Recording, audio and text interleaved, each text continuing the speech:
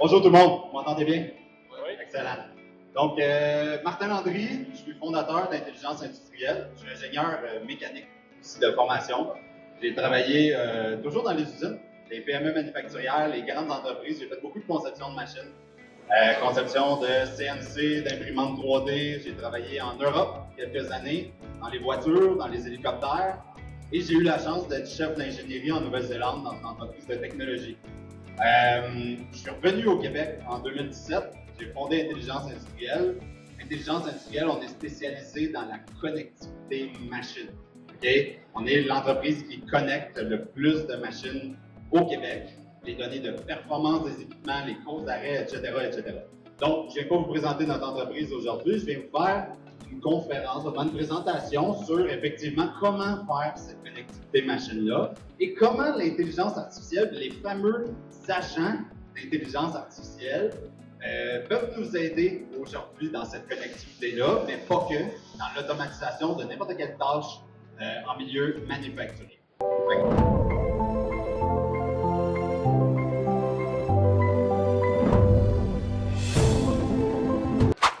Donc, la réalité, malheureusement, dans les entreprises manufacturières, les PME comme les grandes, sur le plancher de production, il n'y en a pas d'autres. Okay? Même si l'intelligence artificielle, on en parle depuis longtemps, le machine learning, le deep learning, il y a une règle de base pour pouvoir faire du machine learning. Il faut avoir beaucoup de données. Okay? Beaucoup de données de qualité. Et en ce moment, la majorité n'en ont absolument pas. Okay? Ils naviguent complètement dans le monde. Ils ne savent pas si la machine fonctionne 20% du temps ou 80% du temps. Ils ne savent pas si c'est 20% du temps, c'est quoi les principales causes d'arrêt, combien de pièces on a fabriquées aujourd'hui. C'est des informations qui sont difficiles à retirer. Il y en a quand même qui réussissent à le faire, là, en engageant un stagiaire, à essayer d'avoir les temps standards, les fameux temps standards. Mais là, il faut qu'il y ait quelqu'un qui prenne des mesures. Il y en a d'autres qui vont les écrire, puis là, il va falloir payer quelqu'un d'autre qui va les transcrire dans Excel, puis là, ben, on va perdre certaines informations. Il y en a d'autres qui vont un petit peu plus loin, parce qu'ils réussissent à exporter des données de la machine avec une clé USB, puis encore une fois, il faut l'envoyer dans un Excel, etc., etc. Donc, c'est pas évident, okay, pour la majorité des entreprises en ce moment. Les directeurs de production, d'être capables d'opérer, de savoir c'est quoi qui fait que nos machines sont souvent arrêtées. Okay? D'ailleurs, c'est ce qu'on appelle évidemment le virage 4.0. Moi, je l'aime plus, ce terme-là, personnellement. Là. Il est bien trop galvaudé, ce terme-là. Dans le sens qu'il est presque synonyme d'innovation en ce moment en milieu manufacturier. On ne sait plus ce qu'il veut dire. Mais à la base du virage 4.0, c'est un virage qui est numérique. Okay? C'est ça. Donc, on veut avoir des indicateurs de performance pour prendre des décisions pour optimiser notre production. Okay? Donc, en fait, un des premiers indicateurs à aller chercher sur la machine, c'est le fameux DRS, DRG, j'y reviens un petit peu tout à l'heure. Mais, pardon. Comment ça marche? Comment on va réussir à connecter ces machines-là? C'est très simple. Okay? C'est en 3 étapes. Première étape, il va falloir déjà aller connecter la machine. Okay? Donc, installer des capteurs ou des IoT ou parler avec la machine pour récolter ces données. Ensuite de ça, on va l'analyser, l'interpréter et faire des outils de visualisation pour l'utilisateur. Donc, des tableaux bords en temps réel, des alertes, SMS, appels robotisés, des rapports d'historique. Donc, c'est comme ça que ça fonctionne. Donc, si on rentre étape par étape, la première façon de connecter une machine, c'est, si on peut le faire, okay, c'est par des scripts. Okay? C'est-à-dire que si la machine est capable d'être connectée, okay, si elle a des automates qui sont capables de communiquer, bien évidemment, on va communiquer avec. Donc, là, il y a des automates FANUC qui vont parler le protocole FOCAS. Il y a des automates Allen Bradley qui vont parler le protocole OPC-UA. Là, ça change tout seul, là. Non. OK. On va mettre ça là. On va faire attention. Voilà. Tu as des automates Siemens qui vont parler Siemens. Donc, une des problématiques, c'est que chaque fabricant a un petit peu son protocole différent, mais la vraie problématique, c'est que c'est vraiment pas toutes les machines qui sont capables de parler. Hein? Il y a des machines dans notre usine qui ont 5 ans, 10 ans, 20 ans, 30 ans, qui fonctionnent très bien, mais qui sont sourdes des muettes. Ils ne sont pas capables de communiquer. Il y en a même qui sont flambant neuves de l'année et qui n'ont pas ces protocoles-là. Et fait que ça ne peut pas être la seule façon. L'autre façon, ce qui est commun à toutes les machines, c'est qu'ils ont de l'électricité dedans. Il y a de l'électricité, il y a des signaux électriques en bas de 24 volts.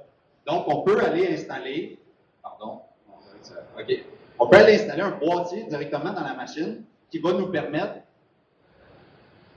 de récolter les signaux qui nous intéressent des capteurs. Il y a déjà plein de capteurs dans la machine. Ça va à son contrôle. C'est juste que ces données-là sont coincées dans la machine, ils apparaissent pour le contrôle de la machine et disparaissent.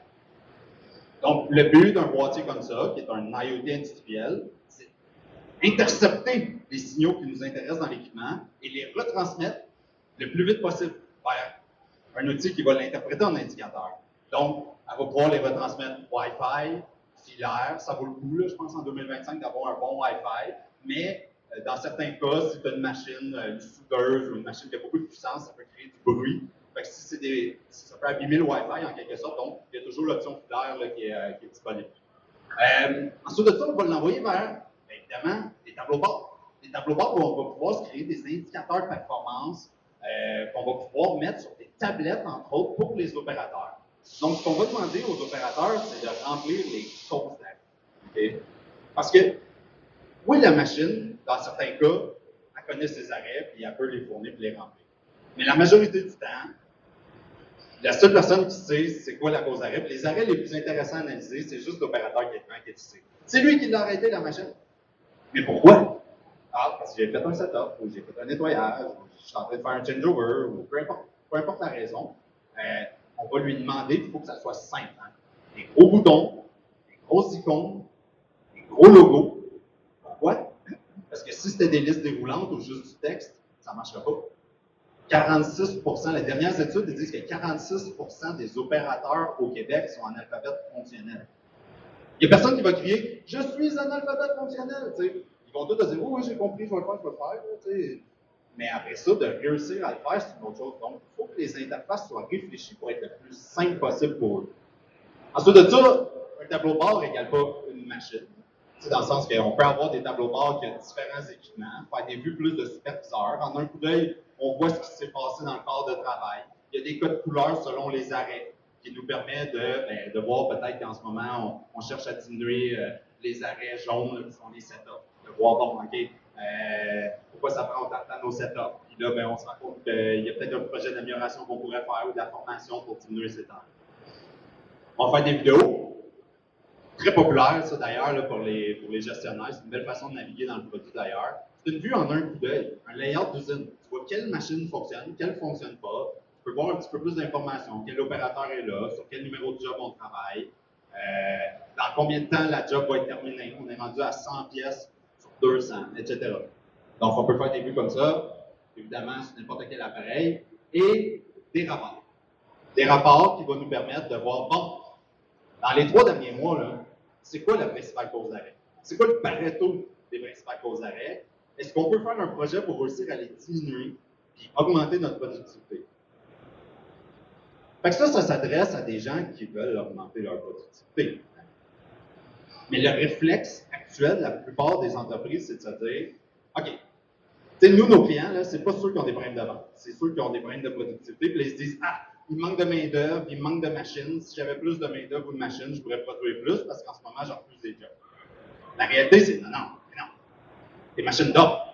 Ils dorment dans l'usine. C'est vrai, c'est le cas. C'est nous qui en connectons le plus. Dans les produits transformation métallique, dans le bois, dans les meubles, dans le transport, la moyenne totale, l'utilisation des machines, c'est 35%. Les machines fonctionnent 35% du temps. Et la cause d'arrêt numéro 1, c'est quoi au Québec? Manque de matériel. C'est-à-dire, l'opérateur est prêt à travailler, la machine est prête à travailler, mais on n'a pas le matériel au bon moment. Là, classique, le boss passe, puis qu'est-ce que tu fais? Ah, j'attends qu'on m'amène ma palette. Et OK, tu l'as-tu appelé? Non, je sais qu'il faut qu'il me l'amène. Ça, c'est classique. Ça n'a pas de sens, mais en même temps, il faut des systèmes pour être alertés dans ces cas-là. Il faut connaître ces informations-là si on veut augmenter notre capacité.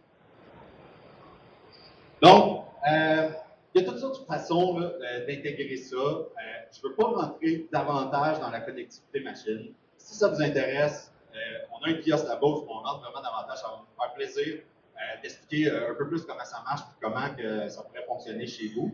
Là, je vais passer à la seconde étape.